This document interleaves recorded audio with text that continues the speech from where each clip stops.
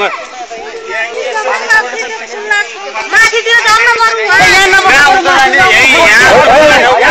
सबैभन्दा राम्रो ठाउँ यो हो किन